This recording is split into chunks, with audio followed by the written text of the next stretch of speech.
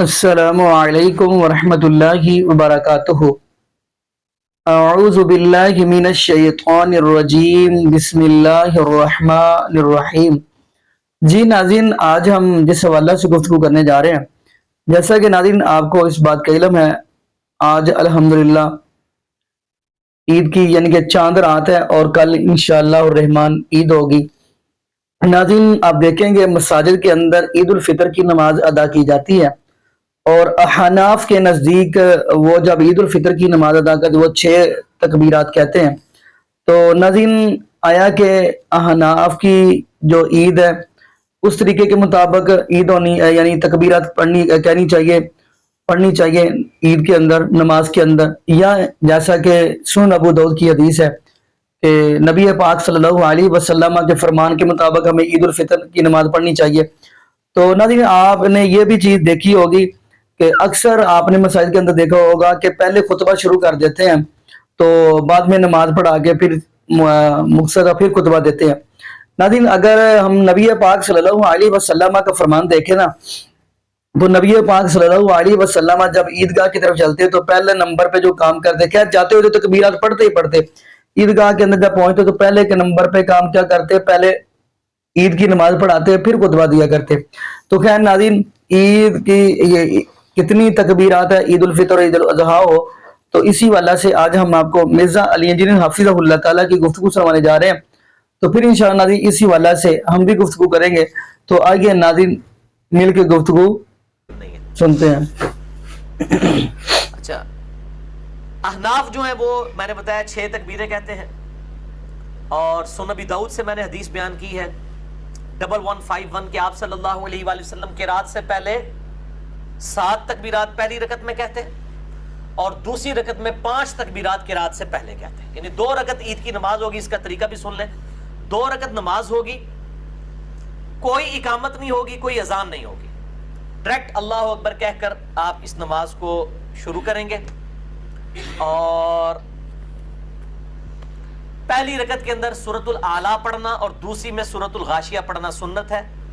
یہ صحیح مسلم میں موجود ہے، مشکات میں 840، اور صحیح مسلم میں یہ ایک اور حدیث ہے مشکات میں 841، وہ 840 تھی، مشکات میں یہ 841 ہے کہ عید الفطر اور عید الاضحیٰ میں سورہ قاف پارہ نمبر جو 26 میں ہے، اور سورۃ القمر پارہ نمبر 27 میں، یہ بھی آپ صلی اللہ علیہ وآلہ وسلم سے پڑھنا ثابت ہے۔ اور جمعہ میں تو ہمیشہ ہی سورۃ الاعلیٰ اور سورۃ الغاشیہ ہے، اور اس طریقے سے عیدین کی نمازوں میں بھی ایکویلنٹ موجود ہے۔ تو 2 رکعت نماز ہوگی، اللہ اکبر کہہ کر ہاتھ باندھے جائیں گے، ثنا پڑھی جائے گی، ثنا پڑھنے کے بعد پھر اللہ اکبر کہہ کر تکبیر کہی جائے گی، اور ہاتھ دونوں دوبارہ سے باندھ لیے جائیں گے۔ حنفی چھوڑ دیتے ہیں، اگر کوئی چھوڑ بھی دے خیر ہے، ہمارے نزدیک تو چھوڑنا باندھنا دونوں ہی ثابت ہے، ہم تو مطلقاً بھی چھوڑ کے نماز پڑھنے کے قائل ہیں۔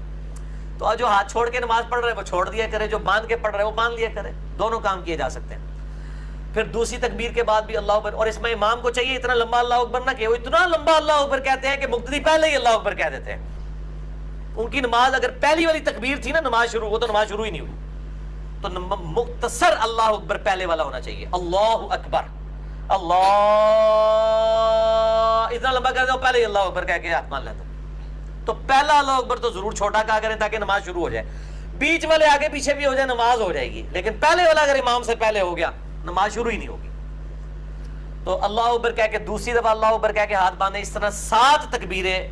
اس کے بعد امام اعوذ باللہ من الشیطان الرجیم، بسم اللہ الرحمن الرحیم، سورۃ الفاتحہ، اس کے بعد سورہ الاعلیٰ پڑھے گا، اس کے بعد رکوع میں چلا جائے گا، اور پھر اسی طریقے سے نارمل نماز۔ پھر دوسری رکعت میں جب وہ کھڑا ہوگا تو کھڑا ہو کے سورہ فاتحہ کی قرات نہیں شروع کرے گا، بلکہ پہلے 5 تکبیرات وہ کہے گا، اللہ اکبر کہہ کے ہاتھ باندھے گا، پھر دوسری دفعہ، پھر تیسری دفعہ، چوتھی دفعہ، 5ویں دفعہ، اور پھر بسم اللہ کہہ کے سورۃ الفاتحہ اور پھر ساتھ سورۃ الغاشیہ پڑھے گا، یا سورہ قاف اور سورۃ القمر بھی پڑھ سکتے ہیں، دونوں صحیح مسلم کے اندر موجود ہیں الحمدللہ۔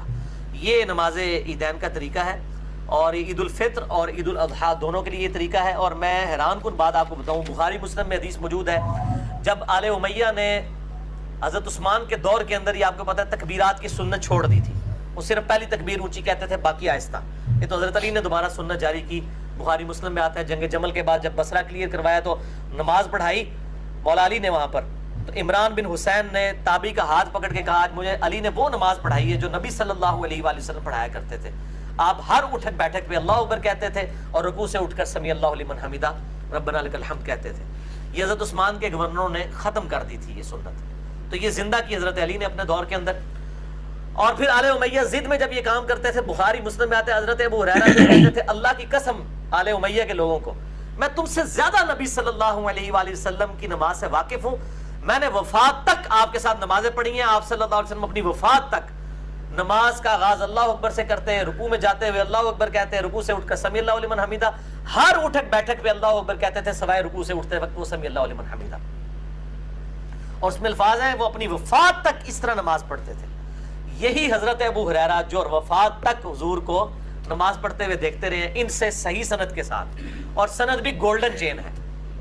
الموطا امام مالک کے اندر حدیث کی پہلی کتاب روح ارض پہ گولڈن چین ہے. حضرت ابو ہریرہ کے پیچھے امام نافع نے پڑھی ہے. نافع عبداللہ بن عمر کا شاگرد ہے اور امام ہے, اور نافع سے امام مالک نے بیان کیا.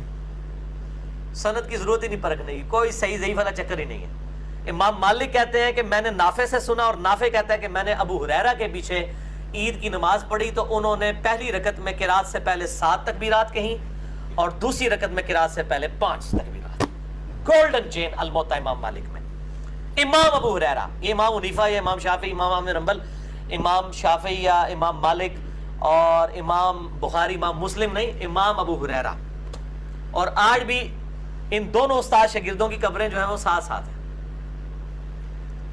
بقیہ غرقد میں امام نافع کی جو قبر ہے نا اس کے بالکل پیچھے جو ہے امام مالک کی قبر ہے. دونوں قبریں ساتھ ساتھ ہیں, استاد شاگرد. اور امام مالک کے استاد ہیں امام نافع. امام نافع اور امام مالک کی قبریں جو ہیں وہ ساتھ ساتھ ہیں بالکل بقیہ غرقد میں. اور امام نافع شاگرد ہیں عبداللہ ابن عمر کے, اور وہ کہہ رہے ہیں کہ میں نے حضرت ابو ہریرہ کے پیچھے نماز پڑھی ہے عید کی. الموطا امام مالک میں عید کی نماز کا چیپٹر کھول لیں اور دیکھ لیں کہ یہ 12 تکبیرات ہی ہیں. پوری دنیا کے اندر 12 تکبیرات ہیں سوائے حنفیوں کے. تو میں کہتا ہوں چلو یہ 6 بھی ہیں, ان کے ساتھ پڑھیں تو آپ 6 کے ساتھ بھی شکر کریں. انہوں نے رفع دین تو کسی بہانے کیتا ہے یار, ضد چھڑی ہے اپنی, تھوڑا انہوں نے بھی رحم کھاؤ تو پڑھ لیا کریں کیونکہ سنت ہی ہے. جی ناظرین, آپ نے یہ ویڈیو ملاحظہ فرمائی. ناظرین قبل اس سے کہ ہم وہ احادیث بیان کریں, یہ بھی بات کرتا چلو جو مین بات ہے. ناظرین اگر صدقہ عید الفطر آپ لوگوں نے ادا نہیں کیا تو عید کی نماز سے پہلے ادا کر دے. اگر آپ بعد میں ادا کریں گے تو وہ عام صدقہ شمار ہوگا. خیر ناظرین, اب صدقہ عید الفطر, ہم عید الفطر کی نماز کی بات کرتے چلے تو سن ابو داؤد کی حدیث ہے.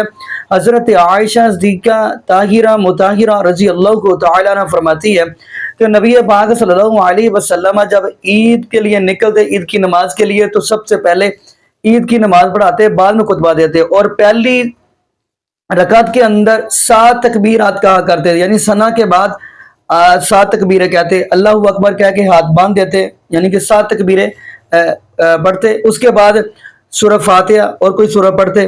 کیا پھر دوسری کے اندر 5 تکبیرات پڑھا کرتے تھے. یہ سن ابو داؤد کی حدیث سے ہمیں حوالہ ملتا ہے, ثبوت ملتا ہے. باقی ناظرین میں یہ دعا کرتا ہوں اللہ پاک ہمیں نبی پاک صلی اللہ علیہ وسلم کی شریعت کے مطابق زندگی گزارنے کی توفیق دے, اور اللہ پاک ہمیں 5 وقت کا پکا اور سچا نمازی بنا دے. اور جتنے بھی بے اولاد جوڑے ہیں اللہ پاک سب کو نیک نورینہ صحت تندرستی والی ایمان والی لمبی زندگی والی اولاد عطا فرما دے. جزاکم اللہ خیرا, احسن الجزاء. السلام علیکم ورحمۃ اللہ وبرکاتہ.